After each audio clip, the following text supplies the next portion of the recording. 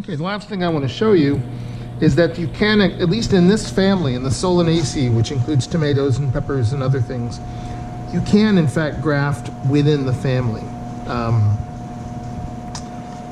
Excuse me, the book says, which is true, that grafts within a genus very often work, grafts within a family very seldom work.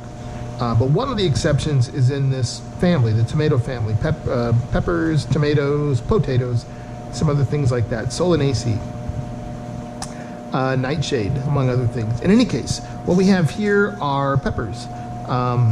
This is a pepper plant. A pepper plant struggles a little bit in this climate, growing up and making peppers. This is an estaminor rootstock, and so the idea is if you put a pepper on an estaminor rootstock, will that vigorous growth of the rootstock allow the pepper to do its thing and make peppers. So I'm just going to do a real simple splice graft here to put the pepper on the estamino, and we'll see what happens. So again, these are very simple grafts. Down below the first leaves, there's a little risk going below the first leaves because if you get too low to the soil, you can have contamination. But that's where the cotyledons were, about right there. So maybe a little bit below that.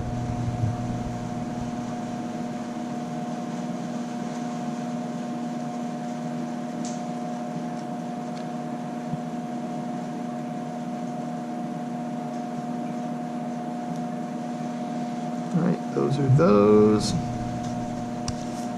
Let's try these. Again, the trick, if you're freehanding this, is to get the angles of the cut the same. That's close.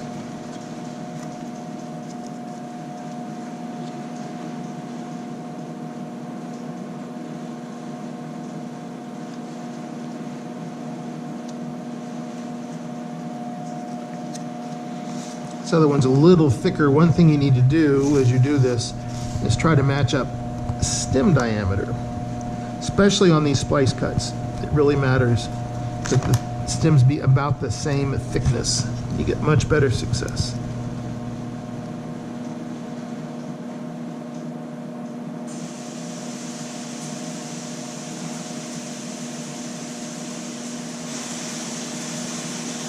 All right, so now I have 2 peppers on 2 estaminno bottoms.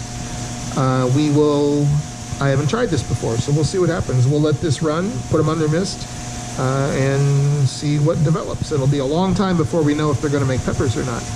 But it'll be curious to see if they grow a little bit bigger or a little bit stronger than the ones that we have not grafted.